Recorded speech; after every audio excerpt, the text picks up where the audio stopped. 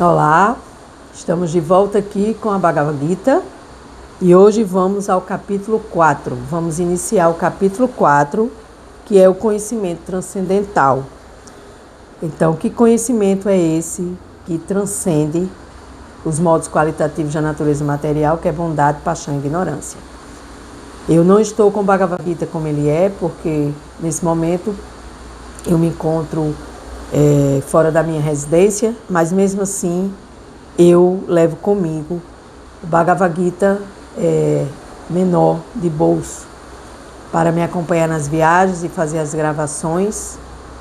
E este Bhagavad Gita é também autorizado, Srila A.C. Bhaktivedanta Swami Prabhupada, e é compilado através dos mestres autorizados. Então, é o mesmo Bhagavad Gita.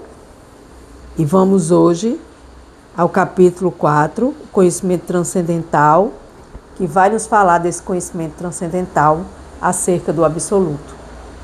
Que conhecimento é esse acerca do absoluto que transcende os modos da natureza material, como eu já falei? Nós estamos em um corpo que é denominado feminino, com um nome, vivendo em tal lugar, com tal família. Temos determinados irmãos, parentes e aderentes, mas isso não nos define. Isso é apenas uma definição corporal, física, material. E todo conhecimento acerca do absoluto, que é um conhecimento transcendental, esse conhecimento ele precisa ser adquirido por nós, se quisermos, claro.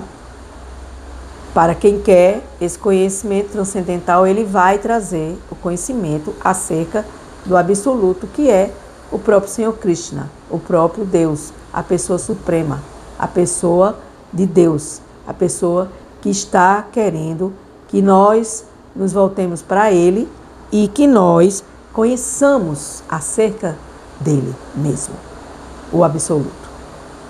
Existem 3 aspectos de Deus dentro da filosofia védica. Tudo que eu falo aqui é dentro da filosofia védica, da tradição da filosofia védica. Então, toda essa experiência, todo esse conhecimento, ele é baseado nos Vedas. Vedas significa conhecimento acerca de Deus. É o conhecimento daqueles que vieram trazer o conhecimento acerca de Deus. Então, existem 3 aspectos localizados da pessoa de Deus. E esses 3 aspectos, eles são denominados de Brahman, que é o criador de tudo que existe, foi criado por Deus, de uma forma impersonal, de uma forma impessoal, digamos assim. E essa criação está em tudo, está em todos. Existe a forma localizada de Deus chamada de Param Atma. Nós somos Atma e Deus é Param Atma, a grande alma, na pequena alma. E está localizado em nosso coração. Dentro do nosso coração existe o Param Atma, que ele é a testemunha, ele é o observador, ele é o controlador, ele é o permissor e ele é o desfrutador. E existe a pessoa suprema Bhagavan, chamada de Bhagavan Krishna, ou seja, a pessoa suprema da qual nós precisamos termos conhecimento acerca do absoluto. E esse conhecimento transcendental é justamente o capítulo 4 da Bhagavad Gita. Vou fazer as minhas reverências. Om Agyanam Timirandasya Gyana Jana Salakaya Chakshu Militayena Tasmai Shri Guruve Namaha. Embora eu tenha nascido na mais escura região da ignorância, esse mundo material, o meu mestre espiritual abriu meus olhos com a tocha do conhecimento transcendental. A tal mestre espiritual eu presto minhas respeitosas e infinitas reverências a esse conhecimento, aos mestres que me antecederam, aos acharyas, aqueles mestres, professores espirituais, gurus que ensinam através do próprio modelo, porque você tem que ser o seu próprio modelo. Já dizia o meu mestre japonês Mokichi Okada que as coisas de Deus são mostradas através de modelos. Então nós precisamos sermos os nossos próprios modelos. O conhecimento transcendental acerca do absoluto. Verso 1. O bem-aventurado Senhor disse: eu instruí o Deus do Sol, Visvasvan, sobre esta ciência imperecível do Yoga. E Visvasvan ensinou a Manu, o pai da humanidade. E Manu, por sua vez, ensinou a Isvaku. Então você pode estar ouvindo, né, que você está me ouvindo agora, e você pode estar achando tudo muito complicado. Mas não é, porque quando a gente consegue entender que a gente precisa estudar, e a gente precisa ir buscar esse conhecimento, que o que eu tenho não é necessário para que eu entenda Deus. Por quê? Porque Deus é o meu Pai. E a gente precisa saber quem é o nosso Pai. Se você chegar para sua mãe e perguntar, mamãe, quem é meu pai? Sua mãe vai dizer, seu pai é fulano de tal. Então, as escrituras, elas funcionam como se fosse a mãe, nesse sentido de informar quem é o meu pai. Então, nesse sentido aqui, fala da sucessão discipular original, que veio através do próprio Senhor, dentro da filosofia védica. Não se esqueçam, dentro da filosofia védica, o Senhor instruiu o Deus do Sol, que chama-se Vishvasvan. Sim, é um semideus. Ele é direcionado para o controle do Sol, do planeta Sol. Todos os planetas têm controladores chamados de semideuses. É como na nossa inteligência limitada, a gente entenda que Deus é o presidente mundial, global, de todos os planetas, de todos os universos, e ele precisa de ministros para colaborar com ele, para exercer as ordens dele. E Vishvasvan é o Deus de Sol. E Vishvasvan recebeu esta orientação deste conhecimento transcendental do Yoga, que é a união a Deus, e Vishvasvan ensinou a Manu. Quem é Manu?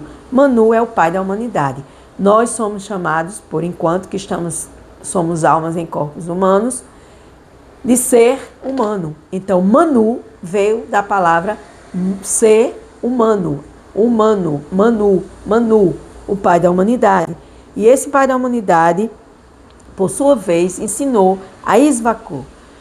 Então, o que está demonstrando aqui? Que todo esse conhecimento transcendental acerca de Deus do Absoluto, ele é transmitido em sucessão discipular original. E não é um conhecimento vago, não é uma especulação mental, não é algo que a gente transite nesse mundo de não entender as coisas e de achar que isso é história de fada, de carochinha e de por aí se vai, mas de entender que todo conhecimento ele é passado de sucessão em sucessão discipular. E esse conhecimento ele é levado para chegar até nós. Nós precisamos entender quem é Deus. E as escrituras são nossa mãe, que transitam nesse processo de levar esse conhecimento acerca de Deus, acerca do absoluto. Verso 2. Esta ciência, veja, é uma ciência suprema, foi recebida assim pela cadeia de sucessão discipular, e os reis santos puderam aprendê-la dessa forma. Então, na antiga Índia, na antiga Bharata, a Índia antigamente era chamada de Bharata, o reino de Bharata, existiam os reis, e esses reis eles precisavam ter acesso a esse conhecimento para poder reinar de forma absoluta, de acordo com esses ensinamentos de Deus, o absoluto Krishna, o todo atrativo, todo atraente. Então, essa ciência foi passada de sucessão discipular até chegar na cadeia da sucessão dos reis santos, que foram trazendo essa prática dentro dos ensinamentos védicos para poder reinar de uma forma absoluta, de uma forma compassiva, de uma forma onde esse rei ele pudesse estar reinando para o bem-estar do reinado e de toda essa população que lá existia nesse reinado. Mas no decurso do tempo, a sucessão se quebrou. Por isso a ciência parece estar perdida agora. Então, por isso que, de tempos em tempos, essa ciência vem passando de sucessão em sucessão discipular e chega um momento que ela precisa ser reintegrada à nossa sociedade, principalmente a sociedade da Era de Kali, que é essa sociedade que nós estamos agora, neste momento, vivendo nela, que é uma sociedade de cabeças duras, de preguiça, que as pessoas não querem estudar, que as pessoas não querem saber acerca de Deus, que as pessoas querem apenas desfrutar das coisas materiais. E isso está em desacordo com estas escrituras sagradas, com essa ciência suprema que foi recebida pela cadeia de sucessão discipular até chegar aos reis. E dos reis foram se passando, foi mudando, foi virando para outros tipos de sistema de reinado até chegar na democracia que nós temos hoje, que temos os presidentes e os presidenciáveis e os seus ministros. E que esses seres, essas almas que hoje estão em corpos de presidente, de ministro, eles não sabem reinar, por quê? Porque eles não têm uma base de Deus. Eles não reinam para atender o prazer de Deus, para dizer, Deus, eu estou aqui exercendo este cargo, e este cargo serve para trabalhar para ti, e não trabalhar para mim, não trabalhar para os meus desejos egoístas. Por isso que vemos o caos que vemos em todas as democracias deste planeta Terra, e que os presidentes não fazem nada absolutamente para ninguém, fazem menos, mas poderiam fazer muito, muito, muito mais, e reinar para Deus, e presidir para Deus, tendo Deus no seu coração, tendo essa conexão com Deus, para exercer o mandato divino, para que a gente possa, com essa ideia divina de reinar para Deus, para agradar a Deus, que habita no meu coração, e assim eu fazer um reinado de acordo com o que Deus espera de mim. E aí, nesse movimento, eu me perco e saio totalmente desse processo divino e vou exercer o processo egóico, o processo egoísta, o processo de reinar para mim mesmo, esquecendo que eu tenho Deus no meu coração e que eu devo servi-lo, porque foi Deus que me colocou nesse trono que eu exerço, de qualquer que seja a posição. A meditação aqui vem do verso 1 e 2, capítulo 4, Bhagavad Gita, onde Srila Prabhupada, ele diz, este verso tem a importância fundamental, pois indica como se deve receber realmente os ensinamentos do Gita, da canção do Supremo. E isso é pela sucessão discipular. Então, nós não devemos estudar Bhagavad Gita que não seja vinda de uma sucessão discipular. Existem várias Bhagavad Gitas aí espalhadas pelo mundo, em livrarias, mas a verdadeira Bhagavad Gita é a Bhagavad Gita que é vinda da sucessão discipular, que começou com o próprio Senhor Deus, que instruiu o Deus do Sol, e Deus do Sol instruiu o Pai da humanidade, e o Pai da humanidade instruiu Isvaku. E aí chegou até Srila Prabhupada. Salve Srila Prabhupada, que trouxe a consciência de Krishna para resgatar os países ocidentais da ignomia do falso ego do cativeiro terreno e acordar as almas, que somos nós que estamos dormindo no colo da bruxa chamada Maya, a ilusão material. Não é qualquer pessoa que pode extrair o verdadeiro significado do Bhagavad Gita, pois é muito misterioso e profundo. De tão transcendental que é, porque é o próprio Deus, é a canção do absoluto, canção de Deus. Mas quando entra em contato com a cadeia de sucessão de mestres autênticos, seu significado se torna claro e preciso. Caso contrário, toda dedução do Gita será uma especulação mental confusa e seca. Aqui Srila Prabhupada fala claramente que precisamos ouvir de mestres autorizados e autênticos, senão se torna especulação mental confusa e seca, destituída do próprio amor de Deus, que quer que a gente aprenda sobre Ele mesmo, sobre o conhecimento transcendental que transcende. Por isso, apresentamos este Bhagavad Gita sempre fiéis aos passos de nosso mestre espiritual, a ser Bhaktivedanta Swami Prabhupada, que é um representante autêntico da cadeia de sucessão discipular dos mestres espirituais do mais alto grau. Então aí a gente vê a importância da gente sempre estar lendo, ouvindo, compartilhando sabedoria que é autorizada. E não ler qualquer coisa, e não ouvir qualquer coisa, e não acreditar em qualquer coisa. Porque o verdadeiro conhecimento ele precisa partir do próprio Deus, que é o Criador de tudo, que é o Criador de todos, que é o Criador de todas as Escrituras Sagradas. Então a gente vê aqui, nós podemos entender que aqui é muito importante para nós, que nós possamos estarmos ouvindo algo muito divino, de ao mesmo tempo transcendental, que transcende essa energia material que nos confunde, que nos deixa tolos e ignorantes, e buscar esse conhecimento acerca de Deus, acerca do absoluto, esse conhecimento transcendental.